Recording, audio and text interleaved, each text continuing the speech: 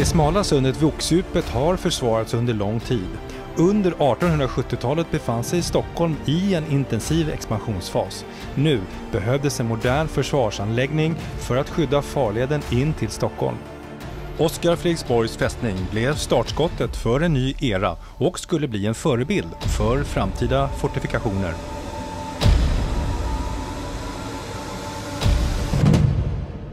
Endast det mest nödvändiga fick synas. Nu skulle Sveriges försvarsanläggningar kamoufleras. Här användes både nya material som betong och pansar samt nya försvarstekniska konstruktioner.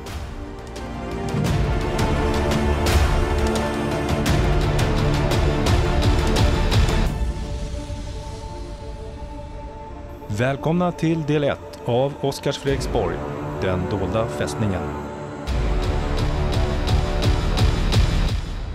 Stockholm hade den största importhamnen i Sverige fram till andra världskriget.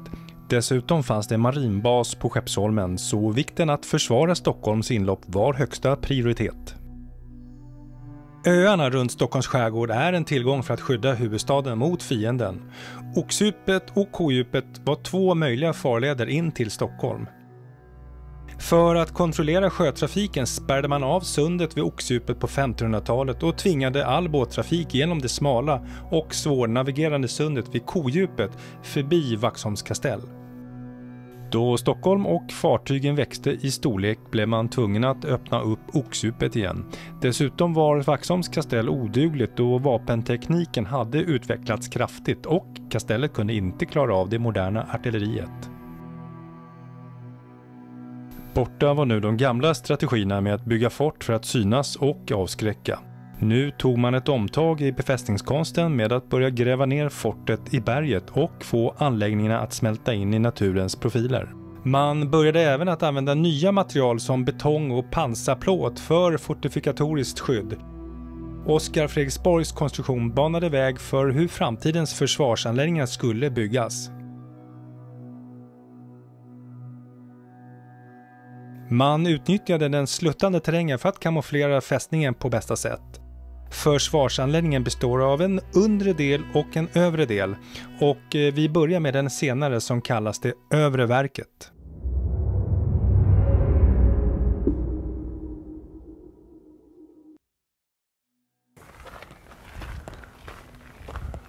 Nu är vi på väg in i Oskar Fredriksborgs fästning och ta en rejäl titt på hela anläggningen, både nedre och övre verket samt kraftstationen.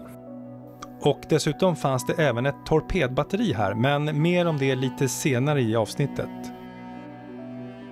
Till skillnad från det nedre verket så är det övre verket insprängt i berget. Här uppe var den säkraste platsen och därav placeringen av de 3 kraftiga 24 cm kanonerna. Eldröret sänktes ner av rekylen efter att skottet avlossats. Kanonerna här uppe i det övre verket hade lång räckvidd och kunde skjuta över öarna i närheten. Varje kanon i det övre verket krävde 15 man för att fungera. Och under andra världskriget flyttade man och byggde om kanoner som fick en ny plats på batteri Järflotta utanför Nynäshamn.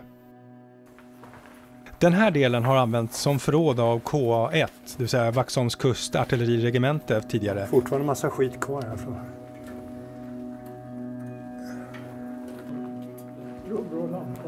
Ja, visst. Akta så inte ramlar. Här är ståltråd och grejer. Ja, jag ser. Du gör det. Jag ska bara ta... Ja, den där är halk, ska jag meddela. Så ta det försiktigt på den. Jag kan, om någon vill ha stöd här eller något sånt där. Här är man inte så ofta, verkar det som, va?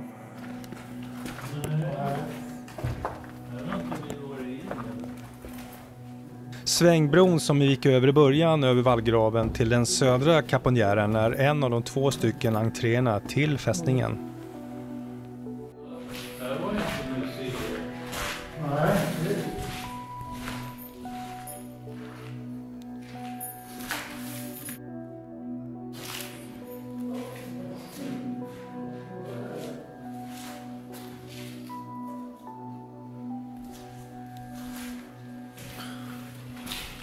Mellan det övre och undre verket finns en utsprängd tunnel på 100 meter, den så kallade täckta gången, vilket vi kommer att visa i sin helhet i del 2.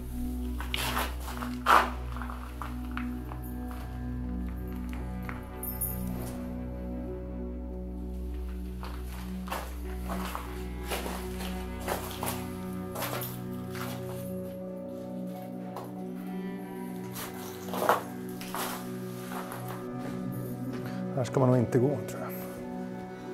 Här är en spiraltrappa modell.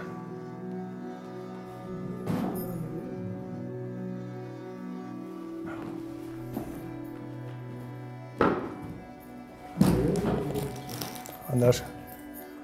Ja, jag går inte där. Nej, jag går inte där. Den här trappan skulle inte gå i. Nej, den har sett sina bättre där. Stockholms KA Försvar, Fredsförrådet, Ekströms Industri AB, Bankeryd. Så här inne, här har man rakt under skithuset. Nej, jag tänkte inte på det. Jag bara såg att det var... Jag törs inte gå ner där, men...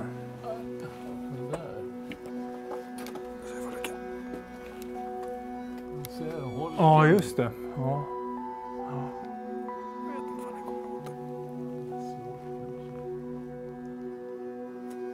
Det är därför det är så ruttet här. Ja, antagligen.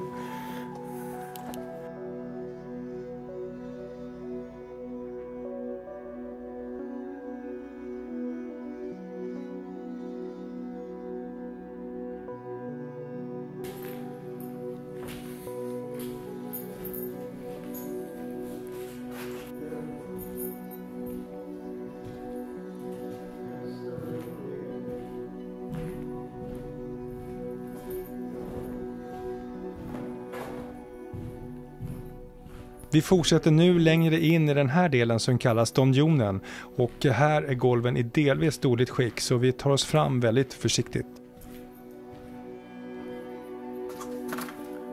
Ja, här är hålen, ja.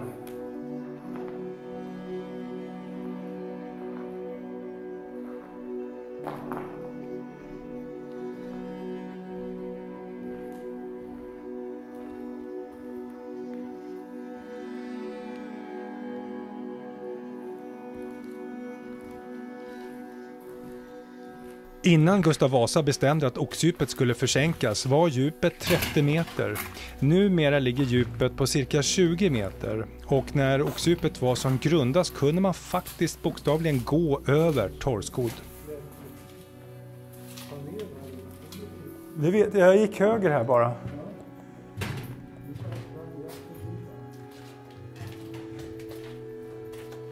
Ja, det här ja.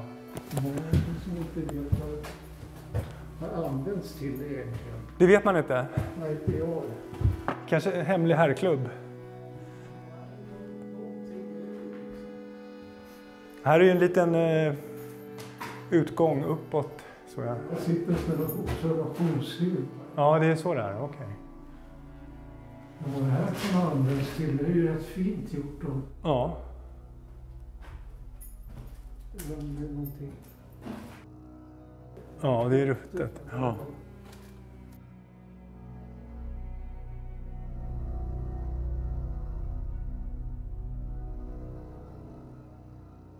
Längst in där är golvet då.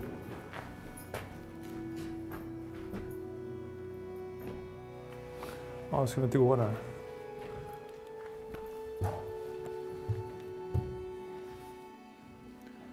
Här är någon tavla. Eller en sorts tapeten. Det här är någonting, någon fondvägg från museets tid där. Ja, det är det. Det här kommer jag ihåg.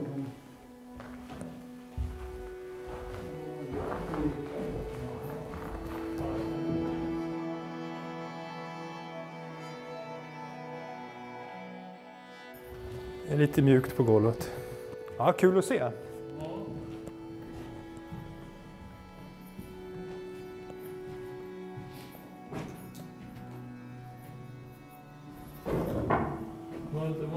kvinnlig konstnär va? Som hade målat. Stina Sörman. Ja. Stina Sörman. Stina Sörman.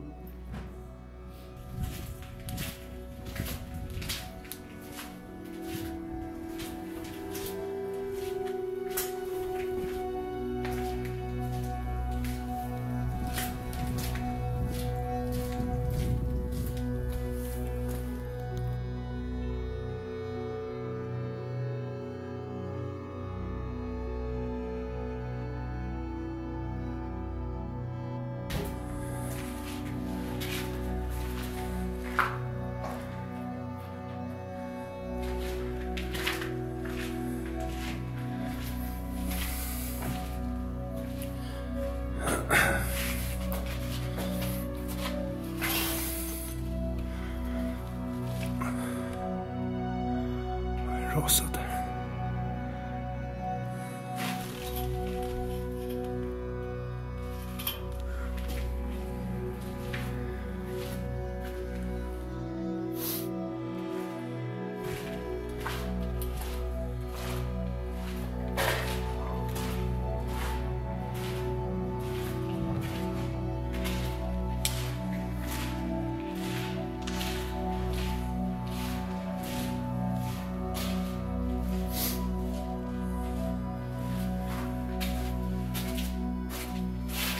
Just det.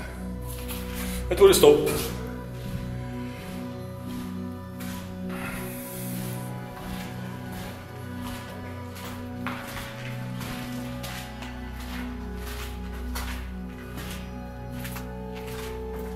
Och sen kom man ingenstans där. Jag tog det stopp där. Är det här huvudentrén eller nej? Det här är utgången. Utgången bara. Ja, det är jobbigt att gå där. Eller? Vad var det här inne då? Det ser ut lite... Jag tror det var en ammunitionsstyrka. Skogen. En gång i tiden. Ja. Det måste vara något med ventilationen här, tror jag. Ja, den där men... Ja, jag tänkte de här små fyrkantiga hålen på. Ja, det är jag. Ja.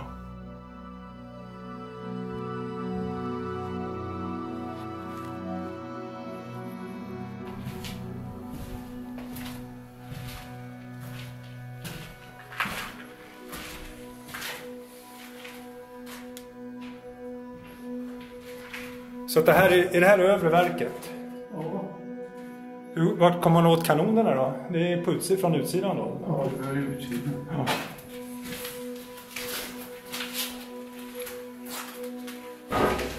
Världens.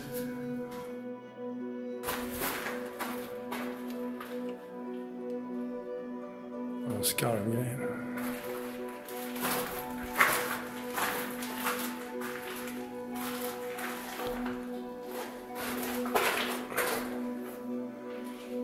Jag kommer väl rasa ner snart, säkert. Ja, det är ström. Ja. Mycket kabel.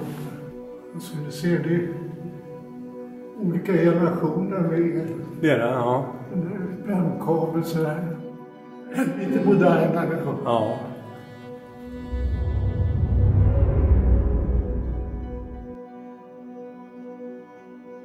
För att Stockholms näringsliv skulle kunna växa behövde man ta emot större fartyg, vilket krävde att man behövde ytterligare öppna upp boxdjupet. I och med detta blev militären orolig att fientliga fartyg skulle ta sig in till Stockholm. Man studerade det norska torpedbatteriet i Oscarsborg i Oslofjorden och man beviljades bygga en liknande konstruktion. 1903 togs beslutet att börja bygga och torpedbatteriet i Oskar Fredriksborg blev klart 1905. Bemanningen stod av 13 personer.